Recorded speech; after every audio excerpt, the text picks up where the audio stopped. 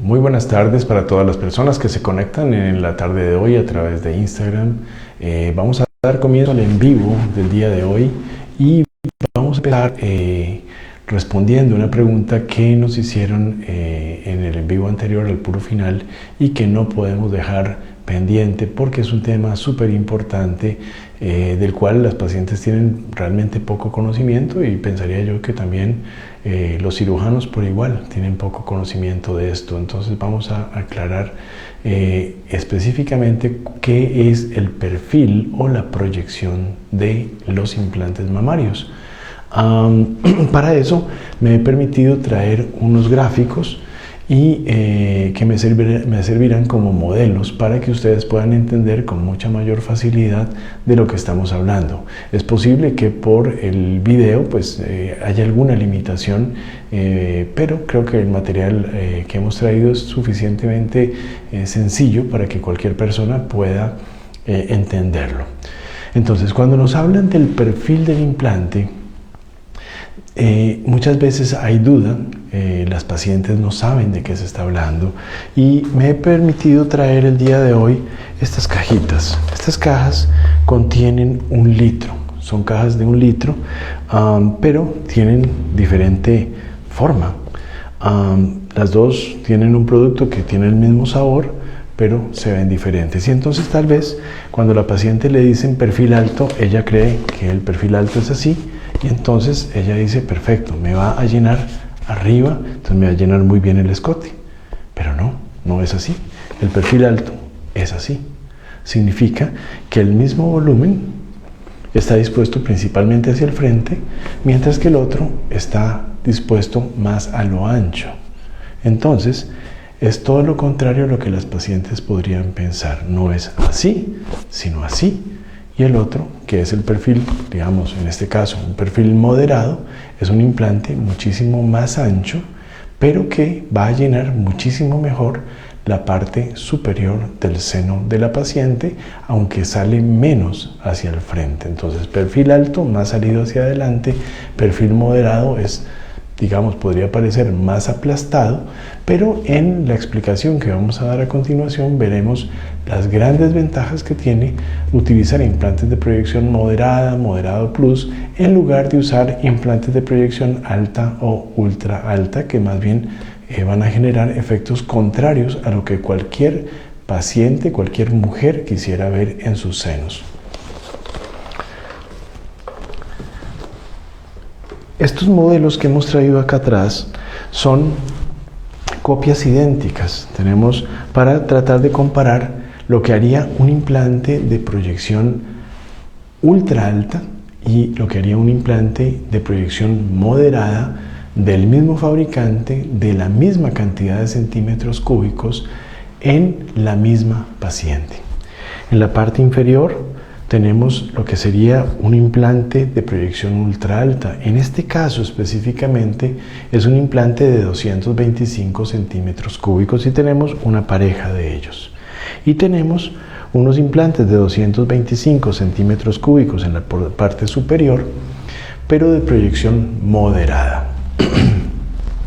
Los implantes de proyección ultra alta, quizás si nos los muestran así, y nos los comparan con un implante de proyección moderada, la mayoría de las pacientes, y ya hemos hecho la encuesta, van a decir, póngame este. ¿Por qué? Porque ellas dicen, se ve más redondito, se ve más paradito, parece, no sé, a veces las pacientes han dicho comparaciones como que parecen una pelotita de helado o alguna otra cosa que a ellas les encanta y dicen, eso es lo que yo quiero. Lo otro, dicen, no, así están ahorita, yo no los quiero así. Se ven aplastados, incluso algunas podrían hacer algunas relaciones con, no sé, con otras cosas. Por ejemplo, alguna vez han dicho que parece una pupusa, que parece una empanada, que parece un pastel de carne, alguna cosa así, que no es tan apetitosa ni tan deliciosa como una bolita de helado. Pero en realidad el asunto es todo lo contrario. Vamos a volver a poner esto centrado en el pezón de la paciente e igualmente centrado en el pezón de nuestra paciente de modelo. Y veamos qué es lo que ocurre. Entonces nos damos cuenta acá que los implantes más angostos, aunque llenan mejor hacia adelante, dejan un espacio muchísimo más grande entre los dos senos que el implante de proyección moderada, que efectivamente junta mucho mejor, une mejor los dos implantes.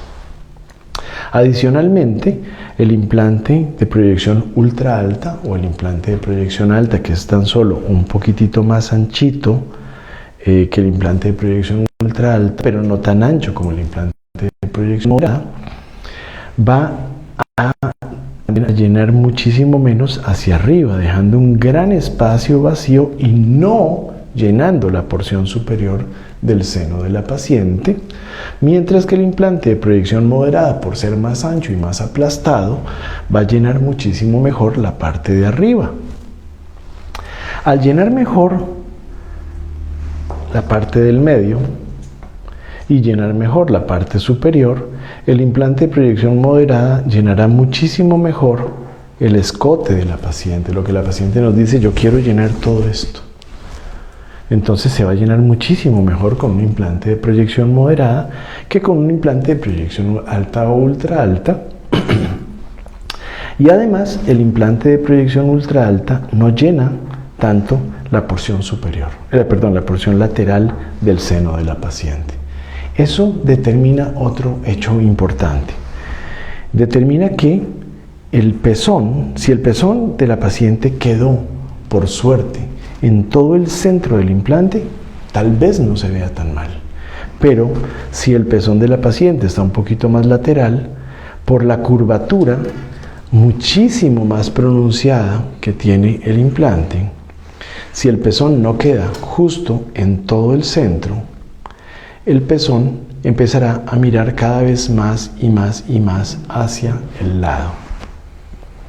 Entonces, si el pezón no queda acá, sino que queda un poquito más para afuera, mirará totalmente para el lado y en el otro lado lo mismo. Y podríamos tener lo que ninguna mujer quiere tener en su resultado de aumento de senos: separados y con los pezones hacia los lados o incluso casi que hacia la espalda. Adicionalmente, si el implante es redondo en lugar de ser anatómico, hay otro detalle importante. Algunas pacientes antes de la cirugía pueden tener uno de sus dos pezones ligeramente orientado hacia abajo. Entonces, si el pezón no queda totalmente en el centro del implante en uno y en otro sentido, sino que queda un poquito más para abajo, el implante de proyección alta y ultra alta hará que el pezón quede desviado hacia abajo y hacia los lados. O sea que va a mirar totalmente visco para afuera y hacia abajo. Como detalle adicional, pareciera que el implante de proyección moderada, entre más ancho es el implante, si es un moderado plus o si es un moderado, o incluso en algunas compañías fabricantes el implante de proyección baja, aunque tengan el mismo volumen con este caso, el implante de proyección moderada puede ser considerablemente más grande, pero con el mismo peso, que es lo que hace que el seno de la paciente se caiga. O sea que se va a caer lo mismo o no se va a caer, pero va a parecer muchísimo más grande. Como detalle adicional, el pezón de las pacientes, decíamos, podría mirar más para el lado, pero en el implante de proyección moderada, como tiene una curvatura muchísimo más suave y se ve tan aplastado, si el pezón queda en el centro, perfecto, mira al frente. Pero si está un poquito más para afuera, mira al frente. Y si está un poquito más para afuera, mira al frente. ¿Por qué? Porque la curvatura del objeto, que de todas formas va a contribuir al resultado, porque el resultado es la unión o es el producto de la suma de lo que la paciente tiene más el implante. Entonces el seno de la paciente contribuye un poco, pero lo que pongamos contribuye otro poco. Entonces este implante con una curvatura muchísimo más suave hace que el pezón, aunque no esté totalmente en el centro, siga mirando hacia el frente, lo cual lo hace estéticamente superior. Y como detalle adicional, en este caso, en el caso del implante de proyección ultra alta, el implante existe acá, de un momento a otro ya no existe, y entonces hay un corte abrupto, no hay implante, y eso hará que el seno de la paciente se vea totalmente falso. Hasta la persona que menos sepa de senos va a decir, eso está raro, eso no debe ser natural. En el otro implante la transición es muchísimo más suave en todas las partes del implante, en la parte lateral, en la parte superior, en la parte del medio, y entonces el resultado va a parecer muchísimo más natural, y ahí es cuando las pacientes, va a haber gente que dice, no, pero ella siempre ha sido así, ella nació así, ella no se acuerda cuando estaba en el cole, tan bonito que tenía eso. Entonces va a parecer natural. O alguien va a decir, no, mira, es que no puede ser natural porque después de los 40 años con esos senos y con 3 niños es imposible que se vea así. Entonces se ven mucho más naturales, se ven más grandes, llenan mejor todas las áreas que las pacientes quieren llenar, la zona del escote, la zona superior, la parte lateral, hacen que los pezones miren al frente. Y otro detalle adicional, digamos que el volumen del implante funciona como una fuerza, algo que va a generar una presión detrás de los tejidos de la paciente o delante de los tejidos de la paciente. Entonces, en este caso tenemos 225 centímetros cúbicos que están generando una mayor presión hacia el frente que un objeto igualmente de 225 centímetros cúbicos, mucho más aplastado y con una superficie de contacto muchísimo más grande. Hay una ecuación muy sencilla en física que es la ecuación que nos habla de la presión. La presión es igual a una fuerza aplicada sobre un área determinada. La presión entonces, presión igual fuerza sobre área. El área es el denominador. Entre más pequeño sea el denominador, más alta será la presión resultante. Entonces, si el área de contacto del implante, en este caso de un implante más angosto, de un implante de proyección alta o ultra alta, para la misma cantidad de volumen, esa menor área de contacto hará que se genere una mayor compresión de los tejidos que hay tanto delante como detrás, pudiendo aplastar el seno de la paciente, atrofiar por compresión el tejido glandular de la paciente y haciendo que con el paso de algún tiempo, que puede ser meses, pueden ser unos pocos años, los senos de las pacientes se vean mucho más pequeños que al principio. Eso es lo que en algunas ocasiones lleva a que la paciente después de un tiempo diga, yo me los veo más pequeños, o que las pacientes digan, no, de lo que le diga el doctor, póngase más porque se le hacen más pequeños. No, si ponen algo excesivo o si ponen un implante con una proyección excesiva, implantes de proyección alta o ultra alta, van a terminar atrofiando sus tejidos, adelgazándolos, haciéndolos más pequeños y terminando con resultados que ellas dicen, me hubiera puesto algo más grande o se me ven más pequeños. Incluso cuando se usan implantes de proyección alta y ultra alta, y sobre todo en tamaños muy grandes, es posible incluso llegar a que se deformen las costillas por compresión hacia la parte posterior. De manera que no es una buena idea utilizar implantes de proyección alta y ultra alta. Sin embargo, las ventas de implantes, por lo menos aquí a nivel local en Costa Rica, pero sé que aplica igualmente para toda Latinoamérica, hacen o han hecho que durante muchas décadas los implantes de proyección alta y ultra alta hayan sido los favorecidos o los favoritos de la inmensa mayoría de los cirujanos. Al punto que en algunas marcas los implantes de proyección moderada, gracias a Dios, los moderado plus no, pero los de proyección moderada han desaparecido del mercado porque simplemente no se compran, no se usan y los fabricantes dejan de hacerlos, siendo algo que definitivamente iban a generar resultados estéticamente superiores y con resultados que se mantienen muchísimo mejor en el tiempo, que se ven más grandes y que, como decíamos hace un momento, van a satisfacer todas las necesidades de las pacientes. Vamos a recapitular una vez más.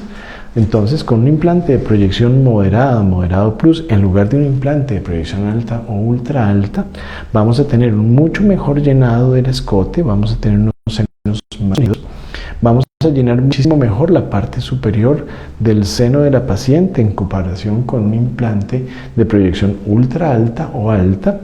Haremos que los pezones miren hacia el frente con mucha mayor posibilidad que con un implante de proyección alta o ultra alta, y se ven más grandes, se ven más naturales, porque la transición es muchísimo más suave cuando termina el implante, donde termina el implante y ya no hay más implante, de manera que tienen todas las características que hacen deseables los resultados en las pacientes, como decíamos, con un implante de proyección moderada, moderado plus, o incluso en las marcas que están disponibles, implantes de proyección baja.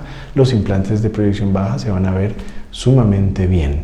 Esto es algo que hemos ido aprendiendo con el paso de los años. De hecho, tenemos ya más de 10 años de estar utilizando implantes de proyección moderada, moderada plus, cerca de alrededor de unos 12 a 13 años, y anteriormente a eso utilizábamos los implantes de proyección alta y ultra alta, pero nos dimos cuenta de que estábamos en un error. Entonces, esto es lo que quería contarles al respecto del perfil o la proyección de los implantes. Y bueno, sin más, entonces vamos a dar continuación con las demás preguntas que nos han enviado. Doctor, por acá tenemos la siguiente pregunta. Dice, ¿es recomendable utilizar injertos costales o de oreja en rinoplastia de revisión? Ok, esto depende muchísimo, evidentemente, de lo que se haya hecho en la primera cirugía.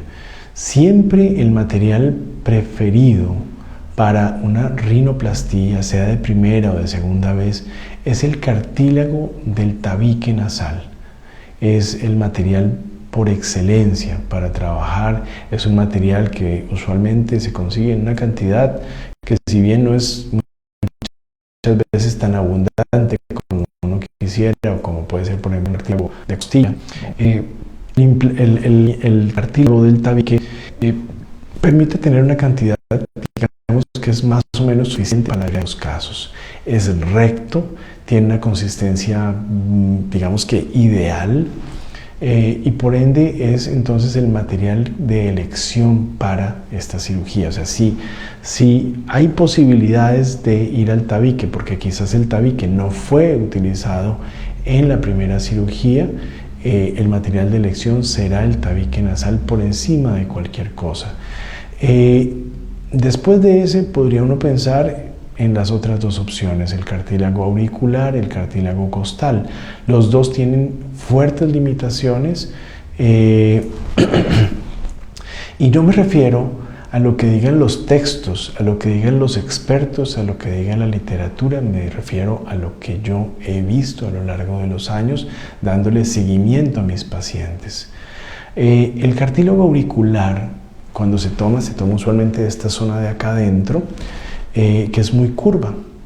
Es un cartílago que es muy curvo, tiene unas curvaturas excesivas. Hay que, obviamente, adaptarlo para las necesidades que tengamos. No funciona en todas las áreas de la oreja, en todas las áreas de la nariz, pero hay ciertas áreas donde puede funcionar bien.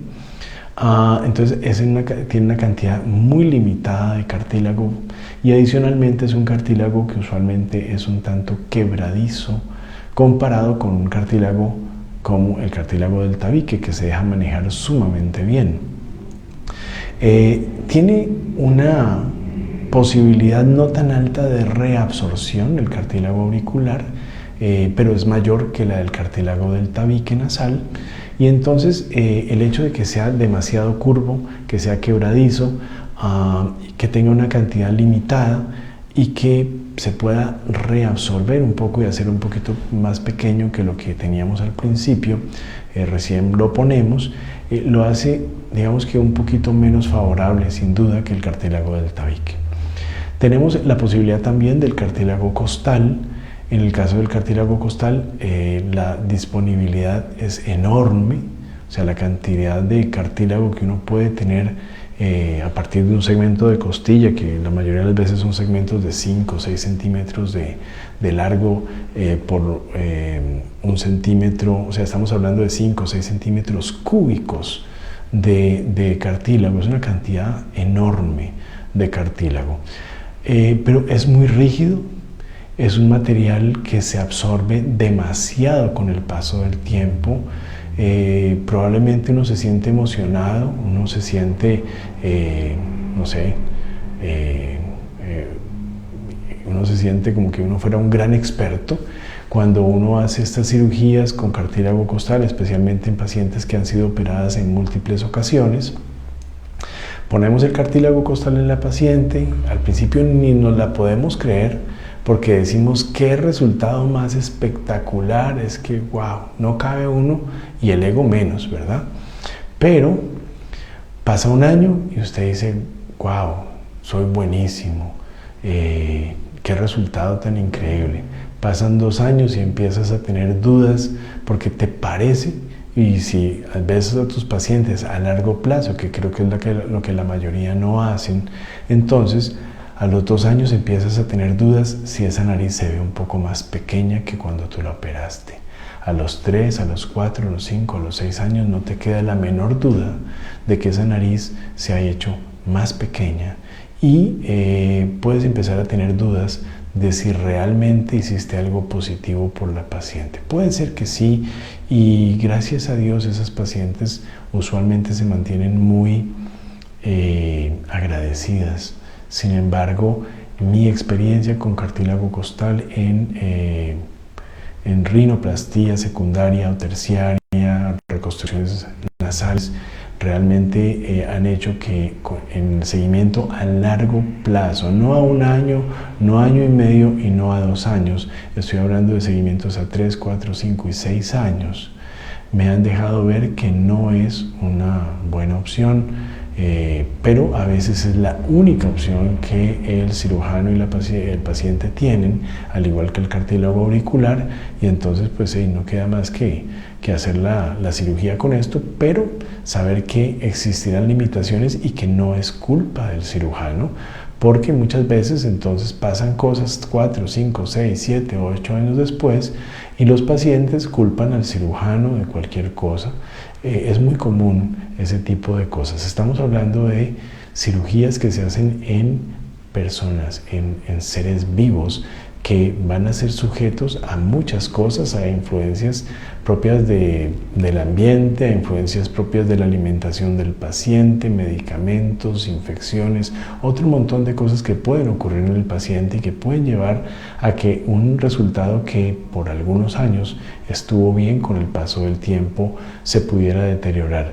Afortunadamente casi no ocurre, pero eso lo hemos visto pasar también en muy contados casos, pero sí lo hemos visto, y es muy común que el paciente pues busque poner la culpa en alguien. Creo que es algo muy humano poner la culpa en los demás. Entonces pasa eso, pero es importante que el paciente sepa que hay limitaciones, y a veces el cirujano que quiere ayudar a un paciente en una rinoplastia de segunda o tercera vez puede ser que termine siendo juzgado inapropiadamente por el paciente. Incluso puede ocurrir en rinoplastías de primera vez o en rinoplastías donde el paciente tiene algunos antecedentes, por ejemplo, pacientes que tienen antecedentes traumáticos, golpes en su nariz, pacientes que han sido usuarios de algunas drogas, por ejemplo cocaína, pero que al momento de la cirugía pareciera que ya no la usan. Sin embargo, ese tipo de sustancias dejan algún recuerdo en esas estructuras, y eso podría hacer que los resultados en el futuro se vean alterados y se deterioren, y no lo que el cirujano generó en un comienzo. Podemos pasar a la siguiente pregunta. Doctor, nos preguntan si tiene alguna solución la fibrosis en el abdomen. Ok, hemos dicho que la fibrosis, médicamente hablando, cuando hablamos de fibrosis estamos hablando de cicatriz, ¿sí? Una cicatriz siempre va a ocurrir cuando hay una lipoescultura, siempre va a haber una cicatriz interna en la zona trabajada porque se generó un maltrato, se generó una inflamación, y eso llevará a un proceso de cicatrización posteriormente.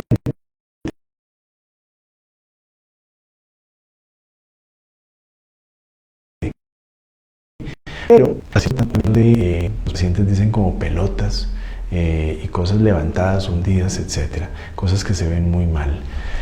Podría ayudar en algunos casos el uso de una faja compresiva por tiempo prolongado. En algunos casos se puede usar esas mismas fajas si se introduce algún elemento que haga presión adicional.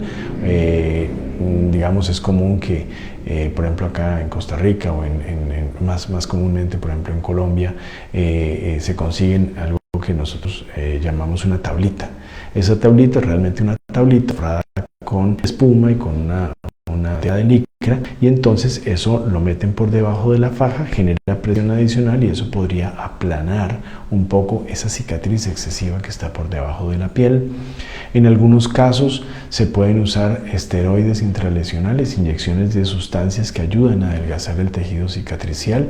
Eso puede funcionar un poco con ciertas limitaciones. Alguna vez vimos una paciente que había sido paciente nuestra, pero se hizo una liposcultura de segunda vez, cosa que yo no recomiendo, en otro lugar, y eso hizo que se generara una gran cantidad de irregularidades, porque eso es lo que suele suceder con más frecuencia en las pacientes que se hacen liposculturas de segunda y tercera vez. Por eso es que no las recomiendo. Y entonces el médico que le operó, que no era cirujano plástico, le puso esteroides intralesionales en las cicatrices a tales dosis que le generó todos los efectos secundarios de los esteroides a la paciente. Entonces desarrolló un montón de síntomas y problemas causados por exceso de esteroides, entre ellos diabetes. También desarrolló algo que nosotros llamamos un síndrome de Cushing iatrogénico, en este caso por exceso de esteroides que generaron un engordamiento de la cara, una jiba en la espalda, una distribución central de la grasa, estrías, vasos capilares y otra serie de trastornos adicionales. Entonces, hay que usar los esteroides con mucho cuidado. Como decíamos anteriormente, la presión o la compresión por tiempo sostenido puede ayudar. En algunas ocasiones he visto que los masajes de drenaje linfático, especialmente en los primeros meses, podrían ayudar. Cuando se hacen esos masajes de drenaje linfático, muchas veces se pueden acompañar de ultrasonido, y el ultrasonido sin duda va a ayudar. Ultrasonido terapéutico va a ayudar a reducir esas áreas y podría, digamos, que ser una solución. De manera que estas son algunas de las aproximaciones que podrían haber para lo que las pacientes suelen llamar fibrosis en el abdomen después de una lipoescultura. Doctor, nos pregunta doña Jenny, me gustaría saber la diferencia entre abdominoplastía y lipoescultura, diferencia entre tiempos de recuperación y resultados esperados de cada uno. Ok, son dos cirugías totalmente diferentes para pacientes totalmente diferentes. La lipoescultura está, digamos, indicada en pacientes que no tienen flacidez en su piel o tienen mínima flacidez en la piel. Pacientes que tienen una capa de músculo, en este caso hablando por ejemplo de la capa muscular del abdomen, en buenas condiciones, que no tienen un abdomen cuyo músculo es flojo y entonces protruye mucho, sino que la capa que está por fuera de la grasa, la piel, y la capa que está por detrás de la grasa, el músculo, están en buena condición. Entonces simplemente se saca la grasa de la zona, la piel se contrae y el músculo, que además está bien, y la piel se contrae, ¿por qué? Porque no está flácida y tiene un tono adecuado. Eso va a permitir un resultado muy bueno. Lo que va a permitir una lipoescultura es la reducción de depósitos de grasa en áreas localizadas. La abdominoplastía está diseñada para la paciente totalmente opuesta a esa. Es una paciente que idealmente debería tener poca cantidad de grasa en su pared abdominal. De hecho, es ideal que la paciente esté en un índice de masa corporal saludable, es decir, un índice de masa corporal idealmente para cirugía de 24,5 o 24,6 hacia abajo, y que tiene, es decir, que tiene probablemente un panículo adiposo no tan grande, y que tiene una piel flácida, probablemente con estrías, y que adicionalmente tiene algunos problemas a nivel muscular en el abdomen. Por ejemplo, separación de los músculos, debilidad muscular, diástasis de músculos rectos, en algunas ocasiones también hernias a nivel umbilical. Entonces, una abdominoplastía va a permitir tensar la piel flácida que ya no se va a contraer sola a la hora de hacer una lipoescultura, la piel que tiene estrías que también impedirán que esa piel se contraiga adecuadamente después de una lipoescultura, donde hay piel que sobra, que solamente recortándola se va a poder quitar de manera satisfactoria y completa. Y adicionalmente va a permitir la reparación de los músculos rectos abdominales que podrían estar separados, debilitados o con algún tipo de problema, sea una separación, una diástasis de los músculos rectos o sea una hernia umbilical. Entonces, básicamente, como decíamos, lipoescultura, pacientes con buen tono en su piel, no flacidez, músculos en buenas condiciones y un depósito de grasa probablemente de pequeño, moderado, incluso grande, pero principalmente el problema es solamente la grasa, y la abdominoplastía para los casos opuestos, donde tenemos una piel en malas condiciones, piel floja, piel en exceso, piel con estrías y adicionalmente músculos o músculos en una mala condición, pero idealmente con un depósito de grasa, un panículo adiposo relativamente escaso. Entonces, eso para contar un poquito de esto. La recuperación de la lipoescultura probablemente le toma a la mayoría de las pacientes unos 3-4 días para estar haciendo una vida bastante normal, pero van a seguir en masajes usualmente durante el primer mes y medio, van a tener alguna molestia quizás durante la primera semana y media más o menos, aunque suelen ser molestias leves. Vamos a tener también pacientes, la paciente del abdomen o el paciente de la abdominoplastía es un paciente que va a tener que utilizar unos drenajes. Yo no uso drenajes en lipoescultura, pero sí los usamos en la abdominoplastía. Esos drenajes los dejamos, yo usualmente lo dejo no menos de semana y media, pueden ser más comúnmente de 2-3 semanas e incluso algunas veces un poco más. Eso puede restringir un poco la actividad física del paciente, sin embargo, es una cirugía que es, por lo menos en mis manos, es una cirugía que es menos incómoda, menos dolorosa que lo que puede ser una lipoescultura.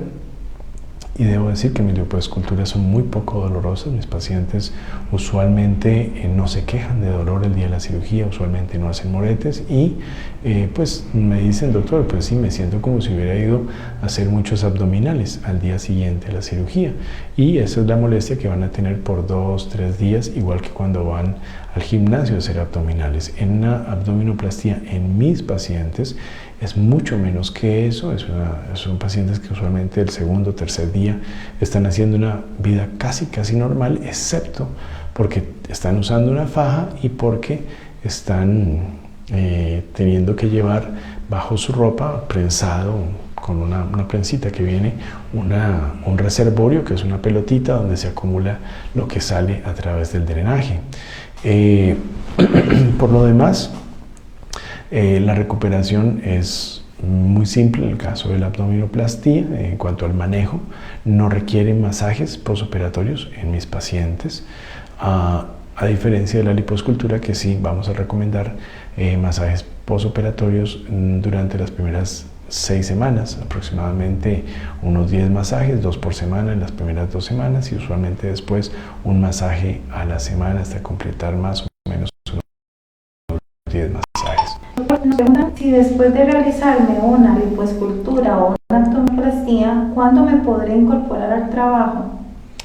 Ok, una lipoescultura podría ser que, dependiendo del tipo de trabajo, si no es un trabajo tan físico, las pacientes podrían estar de vuelta en su trabajo. Yo considero que perfectamente a la semana. En una abdominoplastía, dependiendo de algunas cosas, podríamos estar pensando en las 2 semanas en la inmensa mayoría de los casos. Ahora, si es un trabajo propio, donde es algo más que nada de supervisión, etcétera, y no es algo muy físico, puede ser que una paciente que se opere de abdominoplastía en una semana, semana y media, perfectamente puede ir a hacer ese tipo de trabajos, pero vamos a depender de cada caso en particular.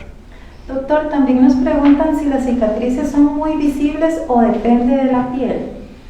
Bueno, siempre va a depender un poquito de la piel, pero usualmente las cicatrices no son tan evidentes.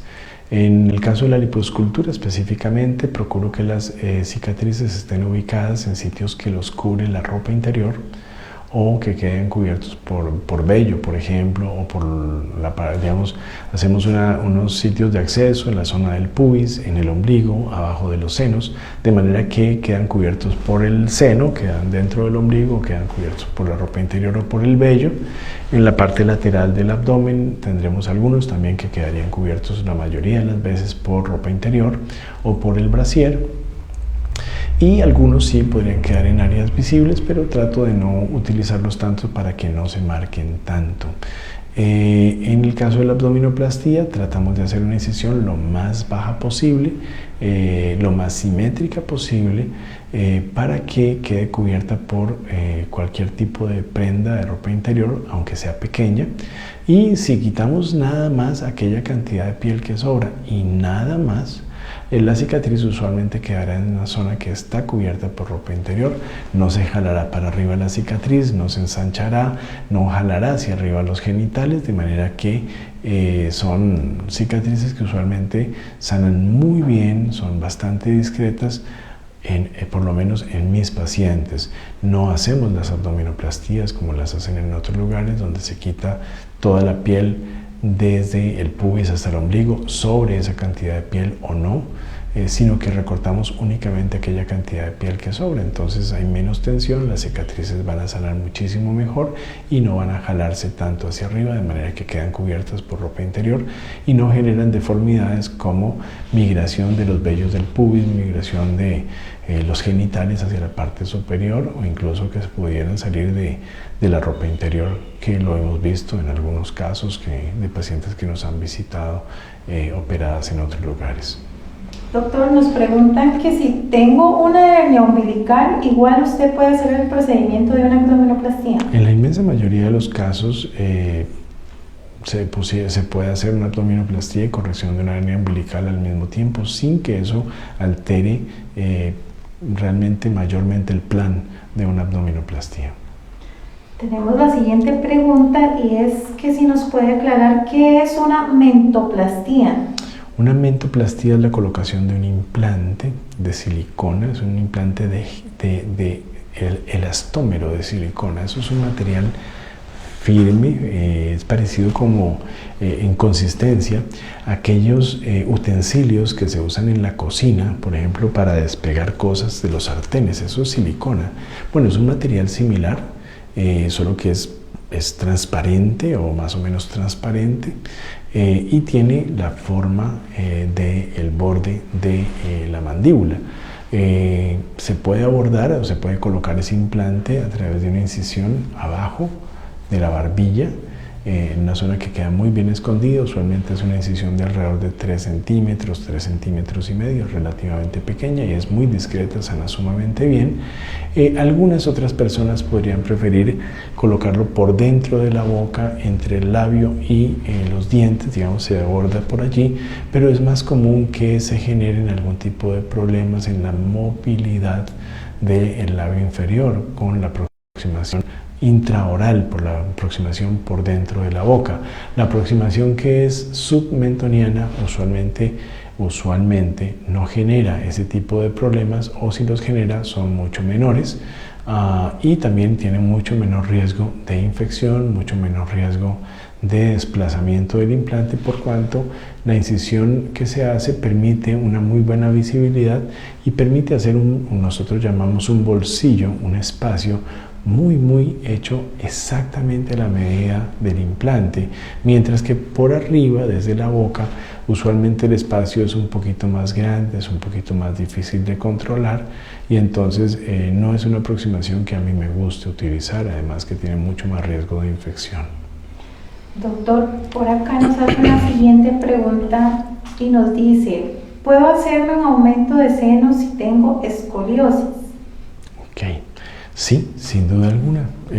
Todos los años nos visitan pacientes que tienen escoliosis, sea que ellas sepan que tienen escoliosis desde antes de venir a la consulta, o pacientes que a la hora que hacemos los exámenes preoperatorios, en la radiografía, el radiólogo que interpreta o que lee la radiografía reporta la escoliosis, o a veces son pacientes que no conocen el diagnóstico, pero a la hora que uno las examina es evidente que tienen su columna vertebral un poquito desviada. Se puede hacer sin ningún problema.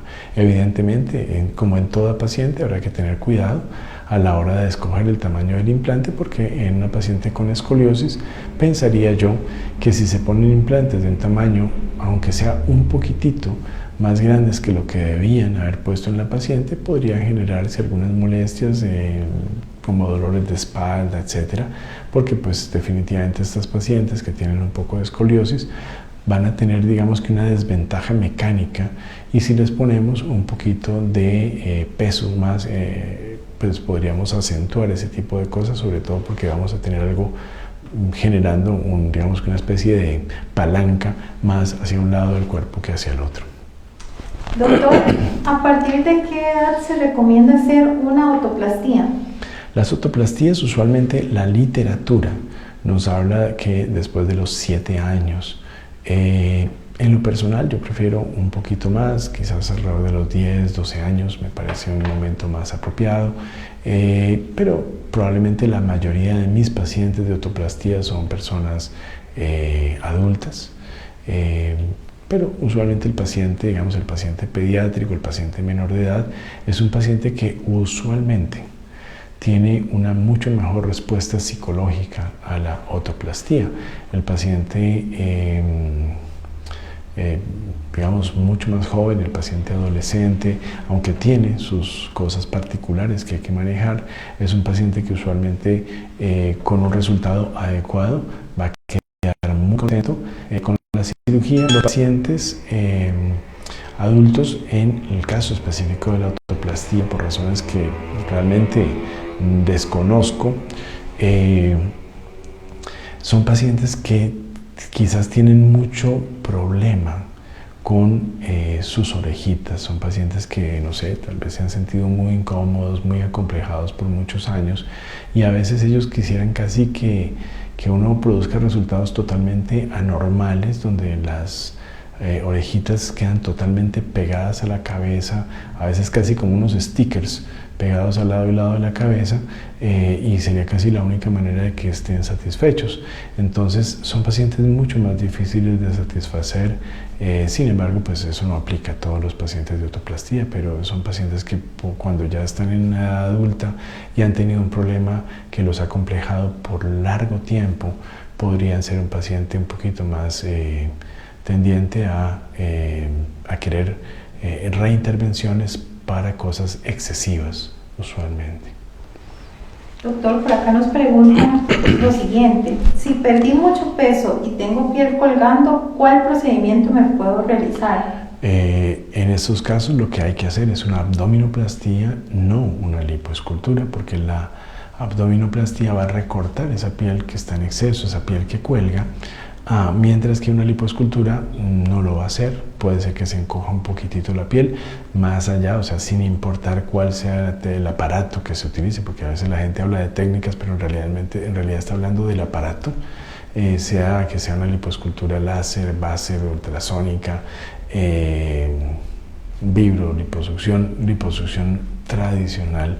Todas van a generar un poquito de contracción de la piel siempre, pero si la piel cuelga mucho, definitivamente no va a ser suficiente con una lipoescultura, y entonces es mejor en esos pacientes hacer una abdominoplastía antes de cualquier cosa. No es válido hacer una lipoescultura primero y posteriormente pensar en que si me sobra piel, entonces después me la recorto, es una equivocación. Debe hacerse primero el recorte de piel, resolver el problema de la flacidez de piel, que es muchísimo más difícil de resolver que el problema del depósito de grasa.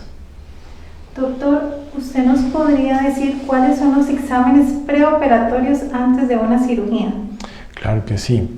Depende del tipo de cirugía en términos generales. Si la cirugía es una cirugía corta, es decir, una cirugía que nos puede tomar quizás no más de 2 horas, 2 horas y media, quizás a lo sumo 3 horas, vamos a pedir un hemograma, unas pruebas de función renal, pruebas de función hepática, unos exámenes de coagulación, específicamente un tiempo de protrombina, un tiempo de tromboplastina parcial, una glicemia, un examen de creatinina, un examen de transaminasas. Ahí estoy repitiendo un poquito lo que mencioné hace un momento. Se pide adicionalmente un VIH, un cultivo de fosas nasales. Me gusta también pedir en todos mis pacientes. Si es una paciente que desea un aumento mamario, un ultrasonido de senos. Si es una paciente de aumento mamario o de cirugía mamaria que tiene 40 años o más, ultrasonido más mamografía, una radiografía de tórax, un electrocardiograma en personas menores de 40 años y en cirugías de menos de 3 horas de duración. Si la cirugía supera las 3 horas, usualmente a mí me gusta pedir un electrocardiograma más un ecocardiograma, o si son cirugías un poco más largas o un poco más, no sé cómo llamarlas, quizás invasivas, un ecocardiograma con prueba de esfuerzo, un ecoestrés también le llaman.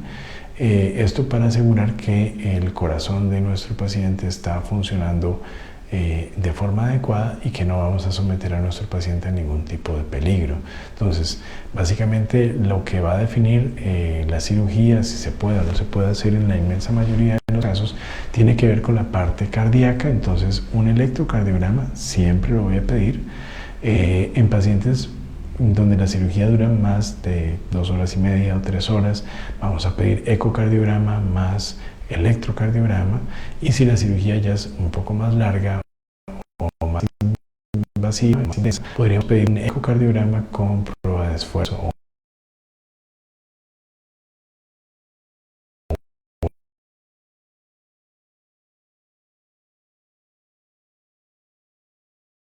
un ecoestrés, que es lo mismo. En algunos para que la presión del paciente se mantiene adecuada durante diferentes periodos.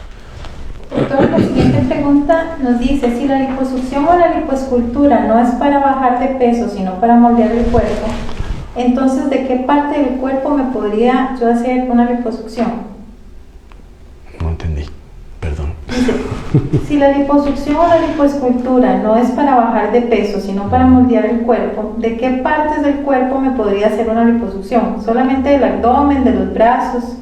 Ok, si la idea es bajar de peso, si estoy entendiendo bien, si la idea es bajar de peso, o sea, uno puede sacar grasa, y lo hemos hecho, de casi cualquier lugar, desde aquí, desde el arco malar, que es esta parte, hasta los tobillos. Hemos sacado grasa de casi cualquier parte del cuerpo, excepción probablemente de los antebrazos y algunas otras áreas. Hemos sacado grasa de cualquiera de esas zonas, pero probablemente no es lo indicado para perder peso. Si lo que nos interesa es perder peso, probablemente una lipoescultura no es lo más adecuado. La lipoescultura nos va a ayudar a moldear el cuerpo, pero no nos va a ayudar con la reducción de peso. Por ejemplo, en alguna época, en los años 90, final de los años 90, principios de este siglo, hacíamos megaliposucciones, hacíamos liposucciones donde extraíamos 5 o 6 litros de grasa. Esos 5 o 6 litros de grasa en realidad van a representar más o menos unos 4 kilos de reducción de peso. 4 kilos de reducción de peso en una persona que pesa 120 kilos, 110 kilos probablemente es muy poco. Y en realidad, estas personas tienen grasa en todas partes. Recuerdo alguna vez que hicimos un caso donde le hicimos lipoescultura en las mejillas, en el cuello, en una sesión, probablemente acompañada de lipoescultura de brazos, en otra sesión en la misma lipoescultura de persona abdominal, como lo que vimos en la liposcultura 360. Y luego hicimos la liposcultura de los muslos y luego de las pantorrillas. Y yo había perdido tal vez unos 8 o 9 kilos máximo, no perdió casi nada, de manera que pasó de pesar 120 kilos a pesar 110, 111 kilos, lo cual probablemente no es significativo y puede generar algunos, digamos, desequilibrios en cuanto a que hay zonas que se pueden extraer grasa y otras que no se puede extraer grasa. Por ejemplo, en la parte posterior o lateral del brazo se puede extraer grasa, pero en la parte interior no es una buena idea, lo cual puede llevar a ciertos, o hay zonas que responden muy bien a la liposcultura, la zona abdominal, pero la parte de la espalda superior usualmente no responde tanto. Entonces son pacientes que las va uno a desequilibrar, digamos, va a hacer que su cuerpo se vea muy raro. Y realmente la persona que está en una obesidad o en un sobrepeso importante, y sobrepeso importante, digamos, probablemente estamos hablando de personas que tienen un índice de masa corporal de 27, 27 y medio hacia arriba, o que ya están francamente en obesidad 30, 32, 35, de índice de masa corporal.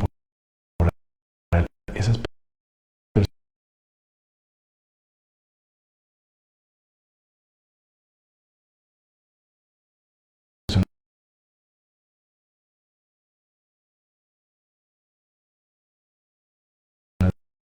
deben hacer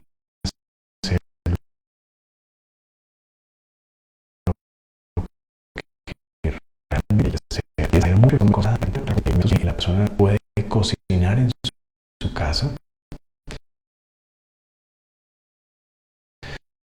Si hacen eso sin agregar cosas, eso es condicionar a la gente. No voy a decir que lo van a hacer en 3 meses, porque realmente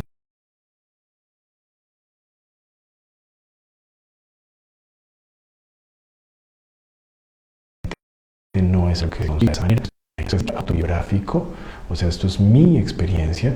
Nadie más va a resolver el problema que uno mismo causó, que uno mismo se encargó de causar por años de vida sedentaria, de mala alimentación, de creer en la pirámide nutricional que nos enseñó la Organización Mundial de la Salud en los años 50 y 60. No, simplemente tenemos que comer lo más sano posible, comida de la feria del agricultor prácticamente, verduras, frutas, lácteos lo menos procesados, huevos, carnes cero procesadas, o alimentos concentrados, nueces, frutos secos y probablemente tés, cafés y cosas de esas. Nada de productos en paquetes, muchísimo menos gaseosas.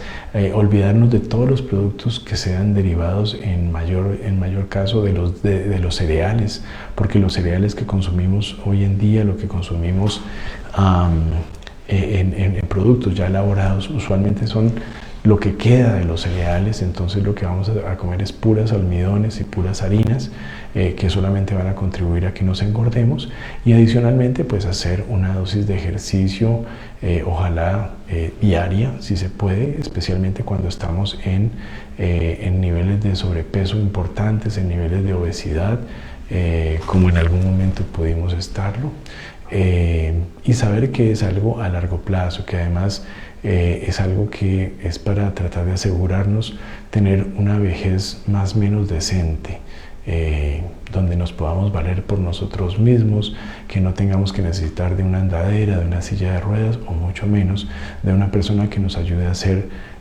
todas las labores, que nos tengan que bañar, nos tengan que llevar al baño y hacernos hasta lo más mínimo. No es una buena idea, de manera que siempre vamos a estar a tiempo, no importa si tenemos 40, 50, 55, 60 años, siempre vamos a estar a tiempo de poder hacer este tipo de cambios en nuestra vida y tener un mejor futuro. Doctor, ya para ir finalizando, nos preguntan ¿cuánto tiempo de reposo debo tener después de un aumento de senos? Depende del tipo de trabajo que nuestra paciente tenga. La mayoría de mis pacientes que realizan trabajos que son más que nada de oficina y cosas no muy físicas, usualmente con un fin de semana es suficiente. Las pacientes se pueden operar un miércoles, jueves, viernes y usualmente el día lunes, digamos, aún operándose un viernes, el día lunes pueden ir a trabajar. Estoy hablando específicamente de mis pacientes, no hablo de las pacientes de otros doctores. Mis pacientes se pueden bañar el mismo día de la cirugía por sí mismas, pueden peinarse, levantar sus brazos, hacer todo este tipo de actividades sin ningún problema. Los implantes no se van a desplazar, no les va a pasar ninguna otra cosa. Si la paciente necesitara manejar, sería bueno que alguien le manejara en las primeras 2 o 3 semanas para reducir un poquito el nivel de actividad física en ese sentido, eso sí. Y por supuesto debemos evitar cosas que puedan incrementar la presión arterial en las primeras 3 o 4 semanas, como levantar objetos pesados, hacer ejercicio más allá de tan solo caminar o tener actividad sexual. Por lo demás, las pacientes pueden tener una vida bastante normal. Si el trabajo ya es un poco más físico, habría que valorar específicamente de qué se trata y dependiendo de eso, ver cuánto tiempo de incapacidad podría necesitar la paciente. Por ejemplo, pacientes que son enfermeras, pero que o auxiliares de enfermería, que es algo que con muchísima frecuencia viene a nuestra consulta y que movilizan pacientes o que están en un servicio de emergencias o en una unidad de cuidados intensivos. Este tipo de personas probablemente sí van a requerir 3 o 4 semanas de incapacidad, o podría ser que lo hagan en el momento. Por ejemplo, ellas me dicen usualmente no es problema, solamente que tengo que esperar a que yo pase el turno de la noche,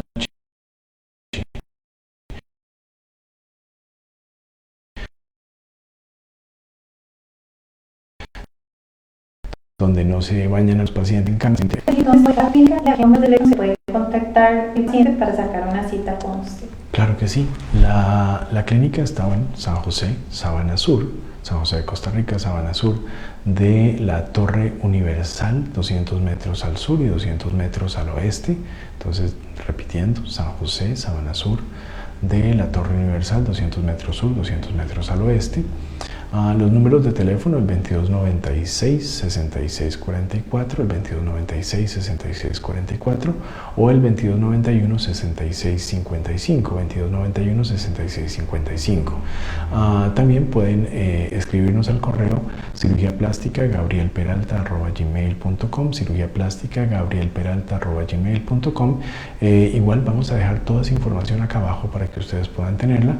Y bueno, si no hay ninguna pregunta más, vamos a dar por concluido el en vivo del día de hoy, agradeciendo una vez más a todas las personas que nos escribieron. Las preguntas estuvieron como siempre increíbles. Muchísimas gracias. Esperamos haber podido educar en este sentido para que las personas puedan realmente tomar buenas decisiones al respecto de sus cirugías estéticas. Y por favor síganos escribiendo, síganos mandando sus preguntas, que con muchísimo gusto vamos a estar respondiendo en futuros en vivos, o incluso podríamos hacer videos especiales dependiendo del tipo de pregunta que nos hagan. Sin más, entonces vamos a despedirnos deseándoles a todos un muy lindo y bendecido fin de semana.